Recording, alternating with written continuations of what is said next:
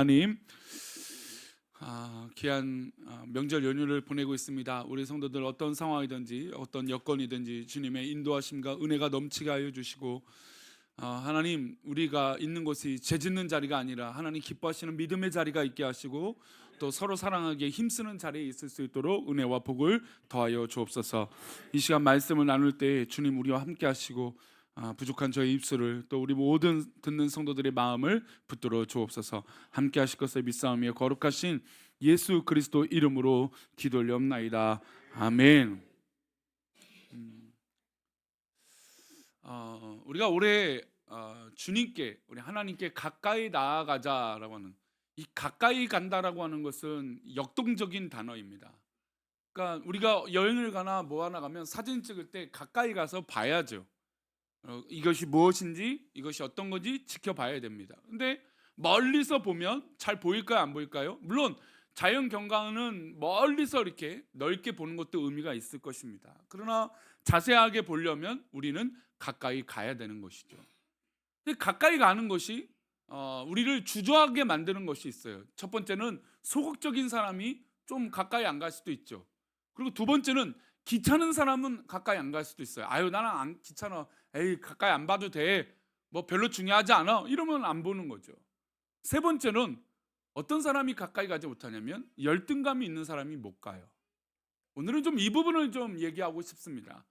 지난주 2주 전과 이제 지난주의 설교 가운데 12년 동안 몸에 피가 나서 몸이 너무너무 망가져서 아팠던 혈우병에 앓았던 여인의 이야기를 드렸습니다.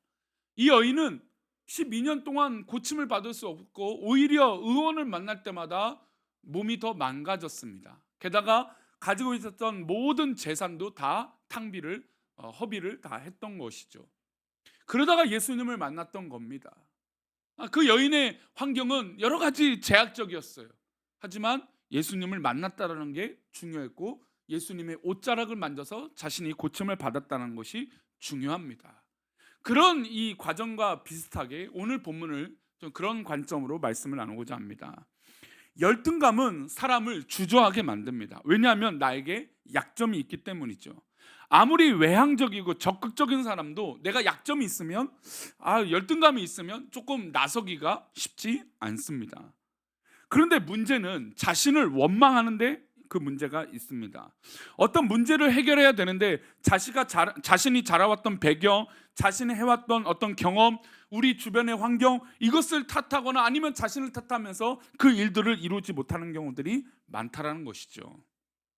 열등감은 아주 쉬운 문제가 될 수도 있어요. 별거 아니야 랄 수도 있지만 어떤 분들에겐 그게 너무나 큰 문제도 있을 수가 있어요. 그래서 이분에겐 그 열등감이 아무렇지도 않은 것일 수도 있지만 이분에게는 너무 큰 열등감으로 다가와서 힘들 때가 있죠.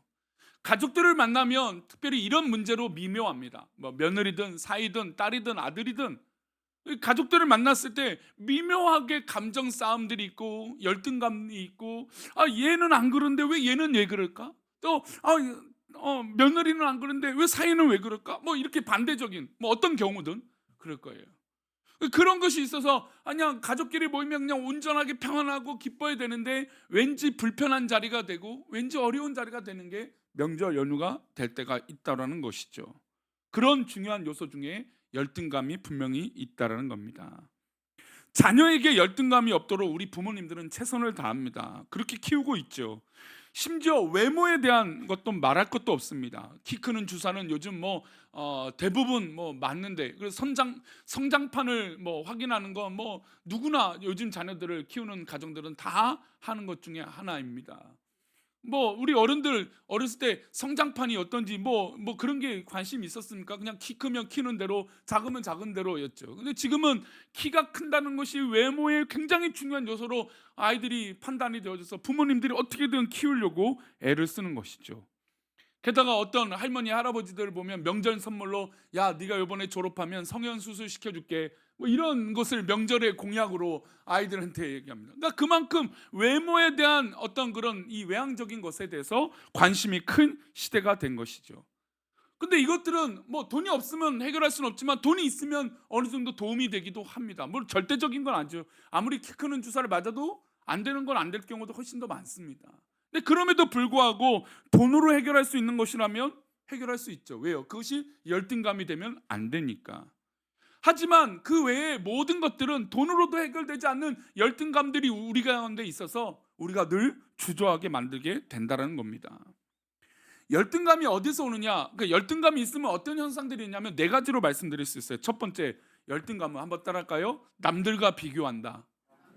그러니까 열등감은 자녀들과 비교하고, 남편과 아내를 비교하고, 부부와 부부를 비교하고, 또 환경과 환경을 비교해요. 남들과 비교하는 거죠. 두 번째 한번 따라할까요? 열등감은 이기적이다. 예, 왜 이기적이냐면 열등감이 있으니까 내가 이걸 했을 때 상처받을까 봐 나만 생각하게 돼요. 나는 상처받고 싶지 않죠. 누구나 다 그렇죠. 그래서 상처받고 싶지 않으니까 이기적일 수밖에 없어요. 세 번째 한번 따라할까요? 남들이 더 뛰어나다. 예, 자신보다 남들이 다 뛰어나다고 생각을 하는 게 바로 열등감이에요. 그리고 마지막으로 한번 따라하겠습니다. 현재를 느끼지 못한다. 예, 열등감은 이 현재를 느끼지 못하고 과거에만 자꾸 머물게 있어요. 지난번에는, 예전에는, 아니면 예전에 후회됐던 것들만 자꾸 생각해요. 그때 내가 공부를 조금 더 했으면, 그때 내가 뭘 사놨으면, 그때 내가 뭘 선택했으면, 내가 그때 뭐뭐뭐를 했으면 지금 이러지 않았을 텐데, 자꾸 그 열등감 속에 사로잡혀서 과거에 되돌리게 된다라는 것이죠. 그래서 오늘은 이 열등감을 믿음 안에서 어떻게든 해결했으면 좋겠다라고 하는 심정, 그리고 주님 앞에 하나님께 가까이 하면 복인데 하나님께 가까이 하지 못하게 막는 이 열등감을 없애자, 좀 어떻게 보면 좀 누르자, 해결해 보자라고 하는 마음으로 말씀을 나누고자 합니다. 열등감을 극복의 시작은 비교하지 않는 것에부터 연습이 시작됩니다. 우리 한번 따라할까요? 비교하지 않기. 예, 열등감을 극복하기 위해서는 비교하지 않는 것에 해야 돼요. 우리 자녀들을 키우시면 알겠지만 우리 부모님들이 자녀들을 향해서 제일 아이들의 입에서 나오는 것 중에 제일 속상할 때가 뭐냐면, 다른 집엔 그것이 있다는데, 이런 말이에요. 다른 아이는 그 옷을 입었다는데, 다른 아이들은 요즘 비싼 이게 좀 태블릿, 저도 태블릿이 있지만 요즘 아이들이 태블릿 하나에 100만 원, 150만 원, 휴대폰도 좋은 거 아니면 안 된다. 그래서 요즘 학생들이 다 쓰는 폰이 있대요. 그걸 안 쓰면 왠지 뭔가 문제가 있는 것처럼 한다는 거예요. 근데 그걸 안 사줘도 분명히 되지만 부모의 마음은 어떻습니까? 아이들 입에서 친구들이 다 있다라고 하는 거예요. 그 말이 부모의 마음을 되게 많이 힘들고 어렵게 만들죠. 부모의 형편과 상황과 어떤 여건과 또 그 아이에 맞는 교육에 상관없이 남들이 있다라고 하는 그 말에 부모의 마음은 흔들릴 수밖에 없습니다. 우리 아이들도 똑똑해서 부모가 어떤 말을 해야 어려울지 잘 알죠. 그래서 부모님한테 그런 말을 잘 사용합니다. 근데 우리 아이들이 여기 지금 오늘도 세뱃돈 받았지만 지혜롭게 해야 됩니다. 우리 아이들, 우리 청소년들 지혜롭게 해야 돼요. 부모님과 싸우는 친구들이 있어요. 어떻게든 싸워서 내가 부모님 이기겠다, 밥을 안 먹겠다, 내가 문을 걸어잡고 내 집에 내 방에 들어오지 마, 이렇게 해서 싸워서는 답이 없습니다. 오히려 부모님의 성화를 더 그냥 화나게 만드는 거죠. 지혜로울 필요가 있어요. 근데 어쨌든 우리 부모의 입장에서는 아이들이 다 입는다면, 그래서 우리 한때 그 유명한 노스 이게 옷은 우리 아이들 청소년들이 전부 다 입고 다녀요. 검정 옷 전부 다 아이들이 요즘 검정 옷만 입고, 남자아이들은 그런 게 지금 남들과 비교하기 때문에 그런 거죠. 자신만의 성향과 자신만의 어떤 이 가치, 자신만의 어떤 그런 이 성격, 성품, 어떤 기질, 환경을 보는 게 아니라 남들의 기준에 맞춰 있기 때문이에요. 그래서 이 열등감의 극복은 남들과 비교하지 않는 것에부터 시작된다는 겁니다. 오늘 본문의 주인공은 열등감이 폭발할 만한 사람이 등장합니다. 제가 지금 서론에서 이렇게 말씀드린 것들을 다 갖고 있는 사람이에요. 예수님께서 여리고 성에 들어가셨습니다. 우리 1절 말씀인데요. 다시 한번 화면을 보시고 함께 읽겠습니다. 시작. 이 본문은 분명하게 예수님의 목적지를 얘기하고 있습니다. 그러니까 예수님이 지금 여러 군데를 다니시면서 복음을 전파하세요. 하나님의 나라를 가르치시고 그 다음에 병든 자를 고쳐주십니다. 근데 이 본문의 시작은 예수님께서 여리고로 들어가서 지나가셨다라고 하는 목적이 있었죠. 그러니까 보통 여리고는 그 예루살렘에 올라가는 길에 있기 때문에 그냥 지나쳐 지나갈 수도 있습니다. 하지만 지금 의도적으로 여리고로 들어가셔서 그 길을 지나가셨다라는 거죠. 예수님이 하시는 일 가운데, 우리 가운데 일어나는 일들은 우연이 아닙니다. 그냥 그렇게 일어난 일들이 아니라 우리 하나님의 계획이요 놀라우신 뜻이 있는 줄 믿습니다. 물론 우리가 상처 안 받고 우리에게 문제가 없으면 더 좋겠죠. 하지만 우리는 다 동일하지 않는 각자의 어려움과 기도 제목들이 있다라는 것이죠. 여러분, 그것에는 분명한 이유가 있습니다. 내가 왜 그런 기도가 있는지, 내가 왜 그런 눈물을 흘려야 되는지, 내가 왜 그런 기도 제목이 있는지 나에게 딱 맞는 하나님의 계획이 있다라는 것이죠. 그래서 열등감의 극복은 하나님이 나에게 딱 맞는 계획이 있다라는 것이죠. 우리 한번 따라 하실까요? 하나님께서 나를 향한 계획이 있으시다. 예, 맞습니다. 열등감을 극복하고 나의 문제를 극복하는 데 있어서 시작은 하나님의 계획이 있음을 믿는 거예요. 지금 예수님께서는 여리고를 직접적으로 목적을 향해서 걸어가고 계신 것이죠. 누구를 만나시려고 가신다라는 겁니다. 그곳엔 우리가 잘 알고 있는 이 사람이 있었습니다. 우리 2절 말씀입니다. 함께 읽겠습니다. 삭개오라 하는 이름하는 자가 있으니 세리장이요 또한 부자라. 삭개오라고 하는 사람을 만나기 위해서 예수님이 여리고로 들어가셨습니다. 삭개오의 배경은 이렇습니다. 이 사람의 직업은 세리였죠. 그리고 부자였습니다. 삭개오의 외모부터 말씀하시지 않고 이의 배경부터 말씀하고 있고 기록하고 있다는 겁니다. 그러니까 누가복음 저자인 누가도 이 사람의 배경이 먼저 궁금하고 참 어떻게 보면 궁금증이 있었던 것이죠. 근데 이 사람의 직업이 바로 사람들이 다 좋아하지 않는 세리였습니다. 왜 세리가 좋지 않을까요? 지금도 우리나라의 세무법, 세금 관련된 거 있으면 되게 무섭고 되게 중요한 법이잖아요. 근데 이때는 로마의 속박을 받고 있었단 말이죠. 로마의 세금을 바쳐야 되는 거예요. 그러니 그 일을 하고 있는 사람이 마치 누구처럼 보입니까? 로마의 앞잡이로 보이는 거죠. 우리 서민들의 세금을 걷어서 로마에 배불리게 하는 그런 세리 앞잡이, 그런 역할로 보이는 사람이 바로 이 세리 삭개오였다는 것이죠. 그러니까 사람들이 볼 때마다 손가락질을 했어요. 우리의 피를 빨아먹는 인간 이러면서 아마 손가락질을 했을 것입니다. 게다가 이 사람은 가난했던 것이 아니라 어떤 사람이 됐습니까? 부자가 된 거예요. 여러분, 우리보다 잘 사는 부자를 향해서 어떤 마음을 갖습니까? 나는 정직하게 열심히 버는데 저 부자는 왠지 뭔가 다른 방법으로 우리가 알지 못하는 편법을 쓰지 않았을까? 우리가 그런 색안경을 볼 때가 있습니다. 그러니까 배 아파서 그런 거죠, 사실. 근데 지금 이 세리는 더 오해 살만한 거예요. 적당한 선이라면 부자라고 하는 표현을 성경에서는 쓰지 않죠. 성경에서 부자라고 한다면 정말 남들보다도 월등히 많은 재물을 갖고 있는 사람을 부자라고 표현들을 합니다.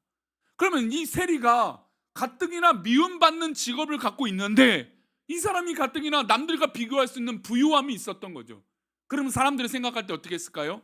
저 사람은 분명 세금을 걷었을 때 자기의 소득보다 걷어야 될 것보다 더 많이 걷었을 거예요. 왠지 우리 그렇잖아요. 우리 세금 내시는 분들은 아시겠지만 왠지 내가 세금을 더 많이 내는 것 같고, 아니면 반대로 이 연말정산이든지 어떻게든 세금을 돌려받으려고 애씁니다. 그런 거죠. 세금을 내는 건 굉장히 정직하고 의무인 겁니다. 하지만 내가 법대로 돌려받을 수 있는 거라면 최대한 돌려받는 게 우리의 모습인 거죠. 근데 이 세리가 하필이면 부자가 된 거예요. 부자가 됐으니 사람들 눈에는 좋아 보였을까요? 직업도 세리죠. 가뜩이나 부자가 됐죠. 그러니 사람들이 배 아플 요소를 다 갖고 있습니다. 그러니 사람들이 지나갈 때마다 저 사람 정말 나쁜 사람 저렇게 부자가 돼서 뭐가 좋을까? 아마 잠잘 때 다리 뻗고 못 잘 거야. 아마 그런 저주와 흉은 다 봤을 겁니다. 그런 사람이 바로 삭개오였습니다. 그런데 이 사람의 특징은 여기에만 있지 않았습니다. 우리 3절 말씀인데요, 함께 보겠습니다. 읽겠습니다. 그가 예수께 어떠한 사람인가요? 보고자 하되 키가 작고 사람이 많아 할 수 없어. 자, 여기서 중요한 단어가 두 군데로 나눠집니다. 맥락이. 첫 번째로 삭개오는 세리였고 부자였습니다. 사람들이 그렇게 기뻐하지 않는 직업이었고 사람들이 손가락질하는 그런 부자였습니다. 어떻게 보면 좀 떳떳한 부자가 되지 못했던 거라고 할 수 있죠. 근데 사람들 앞에 동일한 마음을 가졌다는 건 중요해요. 이렇게 떳떳하지 못하고 부자일지라도 누가 보고 싶었습니까? 예수님이 보고 싶었다라는 것이 중요해요. 혹시 오늘 할머니 따라서, 할아버지 따라서, 부모님 따라서, 또 누굴 따라서 교회에 왔거든 우리 자녀들에게 믿음이 있기를 축원합니다. 그래요. 이 예배를 드리는 건 바로 예수님을 만나기 원함이고 하나님을 만나기 원함인 것이죠. 우리가 그래서 하나님을 가까이 함이 복이 된다라고 고백하는 거 아니겠습니까? 이 예배 시간은 누구와 가까워지는 것이 아니라 하나님을 만나고 하나님께 가까워지는 것이죠. 그래서 삭개오는 예수님이 과연 들리는 소문과 비교했을 때 어떤 분인가 궁금했던 것이에요. 그래서 예수님을 보고자 하여 갔습니다. 그런데 이 사람이 직업가 부자였던 것은 두 번째 치고 이 사람에겐 치약적인 열등감적인 요소가 있었어요. 어떤 사람이었습니까? 뭐가 작았습니까? 키가 작았습니다. 키가 작았다라는 건 성경에서 말할 때 보통 작은 게 아니었죠. 아주 사람들이 볼 때 이렇게 두 눈으로 볼 정도로 저 사람 키가 너무 작네 할 정도로 아주 작은 사람이었어요. 게다가 예수님이 지나가니까 많은 인파가 있었겠죠. 근데 그 많은 인파들 속에 예수님을 볼 수 없을 정도로 키가 작았던 겁니다. 자, 그런데 중요한 건 비교가 되는 사람이 있었어요. 지난주에 혈우병에 걸린 이 여인은 그때 당시도 예수님이 지나갈 때 누가 많았습니까? 사람들이 굉장히 많았죠. 예수님이 지나갈 때 사람들이 둘러앉아서 막 정말 가득 그 길을 가득 채워서 사람들이 예수님 곁에 있었습니다. 근데 이 혈우병에 걸린 이 여인은 예수님을 어떻게든 만져야겠다는 심정으로 뒤를 돌아가서 예수님의 옷자락을 만졌어요. 그리고 예수님이 내 능력이 나갔다는 걸 아시고 그 여인을 찾아내셔서 너의 믿음이 너를 구원하였다라고 칭찬하시죠. 그런데 지금 키가 작습니다. 그런데 키가 작다고 해서 예수님을 못 만날까요? 아니죠. 삭개오는 이미 열등감과 사람들의 시선을 의식했던 겁니다. 왜요? 사람들 품속에서 지금 자신이 지나가면 사람들이 가만두지 않을 것 같았기 때문이에요. 예수님을 따르는 사람들은 로마를 이기고 예수님이 왕이 될 것이라고 상상했던 그런 열심당원들이 있었습니다. 그러니 저 반역자요, 앞잡이 역할하는 세리인 저 삭개오가 우리 곁에 있다? 예수님과 비교되는 인물이겠죠. 게다가 사람들은 세리를 뭐라고 말했냐면 저 죄인이다라고 얘기를 했던 사람이에요. 그 사람이 지금 품속에서 예수님을 따르는 그 사람들 속에서 헤집고 뒤를 돌아가거든 뭐 앞으로 들어가든 옆으로 치고 들어갔다면 됐을까요? 안 됐을까요? 아마 스스로도 안 되겠다 싶었던 겁니다. 하필 좀 키라도 컸으면 저라도 저렇게 봐서 예수님이 어떤 분인가 이렇게 봤어야 되는데 키가 작아요. 게다가 자기는 열등감이 많고 여러 가지 부족한 게 많으니 그리고 걸리는 것들이 많으니까 사람들 품속에 갈 수 없었던 것이죠. 사람이 많아 할 수 없었던 못했던 것이 아니라 하지 않았던 겁니다. 그래서 모든 사람들 앞에 예수님을 만나고 싶었습니다. 그래서 삭개오는 거기서 멈추지 않았죠. 그거 키가 작았다는 거, 이 환경적인 것들을 핑계로만 두지 않았습니다. 우리 4절 말씀인데요. 함께 보겠습니다. 4절입니다. 시작. 앞으로 달려가서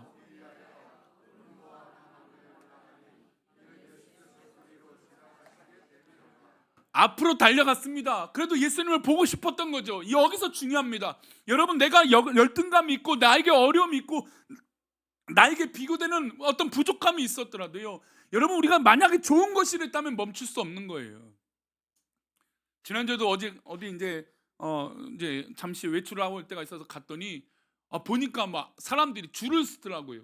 뭘 사려고 하는 거예요. 오픈런이라고 하죠. 그 서로에서 줄을 저렇게 서 있는 거예요. 근데 가격을 보니까 야, 엄두도 못 내는 가격들이에요. 근데 그걸 줄 서서 이렇게 사람들이 서 있는 거 보니까 야, 저 물건 하나 살라고 해도 저렇게 많은 사람들이 달려가는 거예요. 여러분, 만약에 우리에게 꼭 필요한 것이 있다면, 만약에 이것이 건강의 문제라면 여러분 못 멈추겠습니까? 멈출 수 없죠. 저도요, 참 어렸을 때는 몸에 좋은 거 잘 안 먹었습니다. 근데 최근 들어서는 아내가 이 약이 뭐 비타민이다 뭐다 하면 이제는 못 이기는 척 먹어요. 먹어야 되는 것을 아는 거죠. 좋은 것인 걸 아는 거예요. 내가 필요 없다라고 생각할 땐 죽어도 안 먹는데 만약에 때가 되고 먹어야 된다라고 하는 신호가 오면 누가 뭐래도 찾아 먹는 거죠.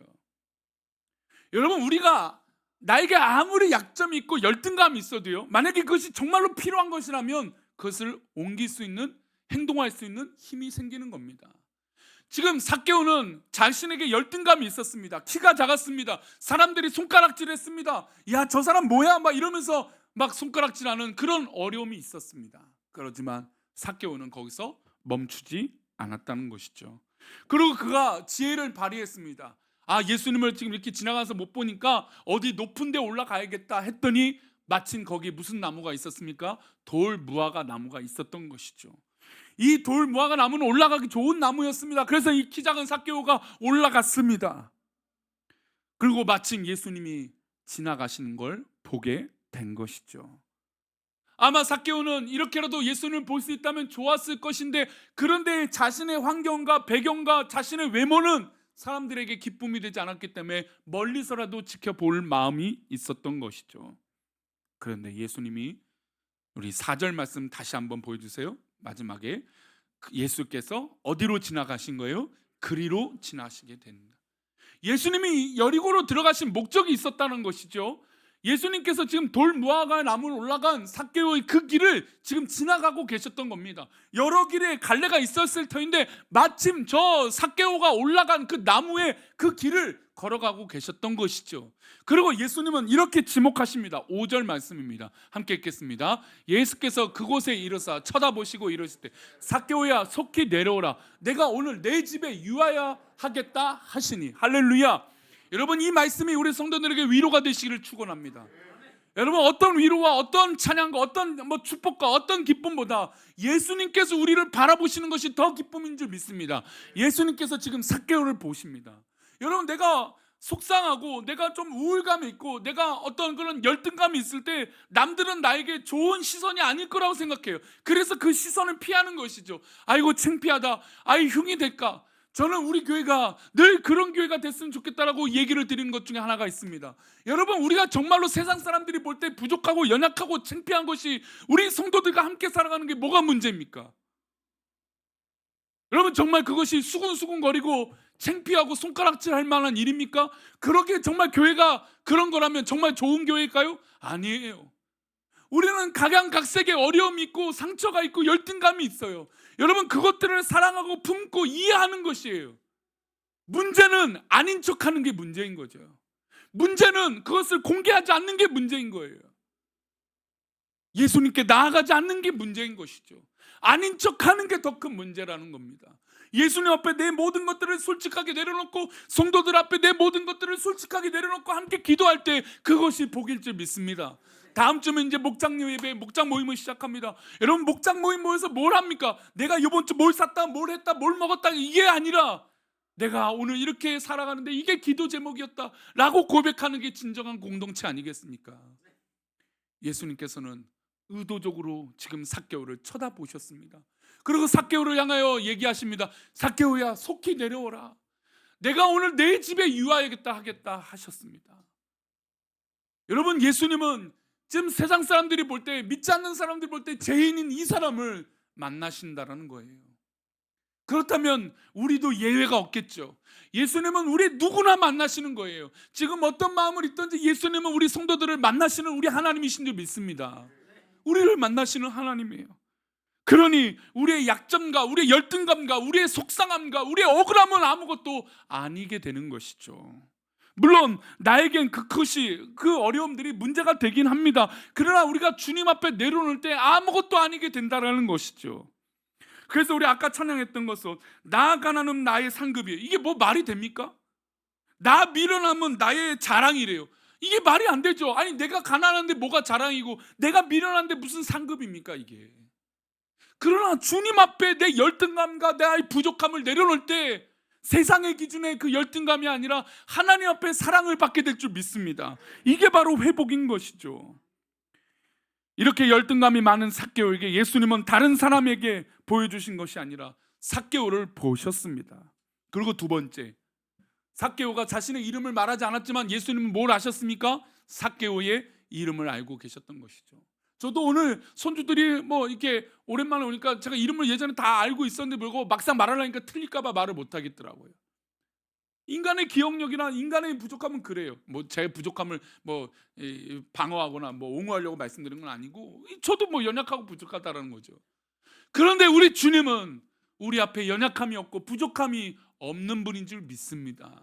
우리의 이름조차 다 알고 있고 우리의 모든 것들을 알고 있는 주님이에요. 그런데 우리가 주님 앞에 속일 거 아무것도 없는 것이죠.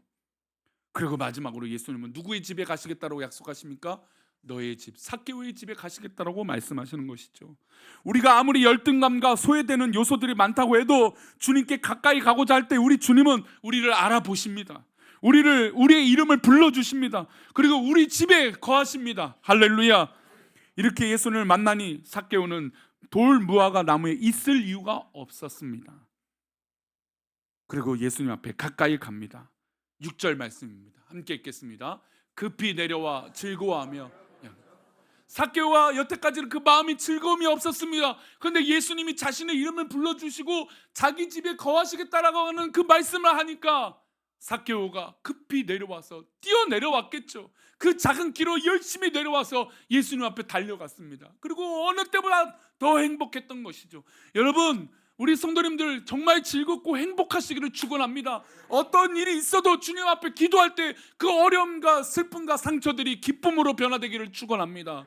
지금 삭개오는 그 어려움과 상처들이 있었지만, 그 열등감이 있었지만 주님이 불러주시니 그 앞에 달려갔던 것이죠. 그리고 그에게 정말 행복한 미소가 띄게 된 것입니다. 우리 설날에 명절들에 가족들을 만나는데, 가족들을 오래간만에 만나는데 집에 와서 인상 쓰고 있고 세배하는데도 웃지도 않고 이러고 있어 봐요. 그럼 부모님들 심정엔 무슨 일이 있는가? 뭐가 또 안 좋은 일이 있는가? 또 돈 달라는 것은 아닌가? 뭐가 필요한 것은 아닌가? 별의별 걱정은 다 하는 거죠. 여러분, 우리가 주님 앞에 나아가는데 우리의 형편과 모든 것들을 즐겁게 고백하시기 바랍니다. 지금 삭개오는 즐겁게 예수님 앞에 뛰어 내려갔습니다. 그런데 문제는 주변의 시선이에요. 7절 말씀입니다. 함께 읽겠습니다. 무사람이 보고 수군거려 이르되 저가 죄인의 집에 유하러 들어갔더라 하더라.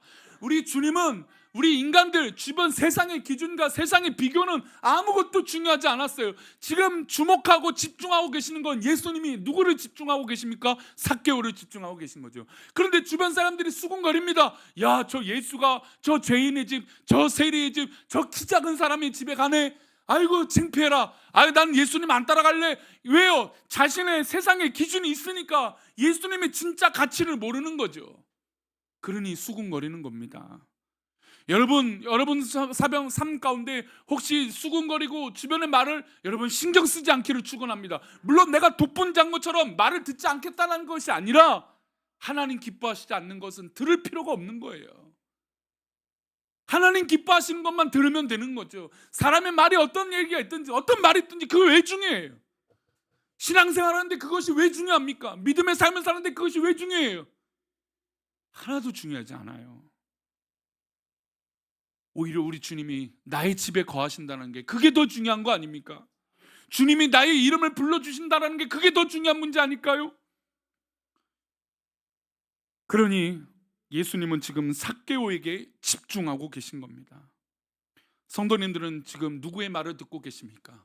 주변 사람들의 말을 듣고 계십니까? 아니면 주님의 말씀을 듣고 계십니까?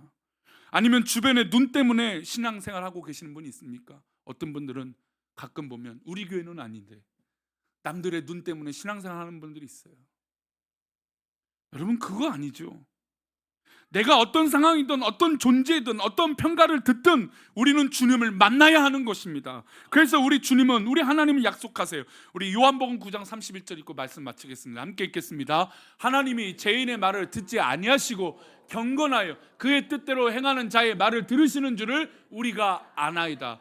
우리 하나님은 죄인의 말을 안 들으세요. 그러니 사람들이 말 들을 필요가 없습니다. 경건하고 그의 뜻대로 행하는 자의 말을 들으시는 거예요. 주님께 가까이 하는 자를 들으시는 거죠. 지금 삭개오는 그런 약점과 그런 직업의 배경과 사람들이 눈동자가 있었지만, 눈치가 있었지만 그는 주님을 보고자 돌 무화과 나무에 올라갔던 겁니다. 예수님은 그 모습을 기뻐하셨던 것이죠. 그렇다면 지금 우리 성도님들은 주님 앞에 무엇을 보여드릴 수 있습니까? 우리는 뭘 할 수 있는 게 아니라 그저 주님의 이름을 불러가며 주님 앞에 엎드리면 되는 것인 줄 믿습니다. 그게 믿음이죠. 주님께 가까이 있는 것, 다른 것 없습니다. 내 환경과 배경과 내 억울함과 내 속상함과 내 모든 기도 제목들을 내려놓고 주님께 나아갈 때 우리 주님께서 기뻐하여 주실 줄 믿습니다. 우리 다 함께 일어나실까요? 이 시간이 지났기 때문에 제가 기도하고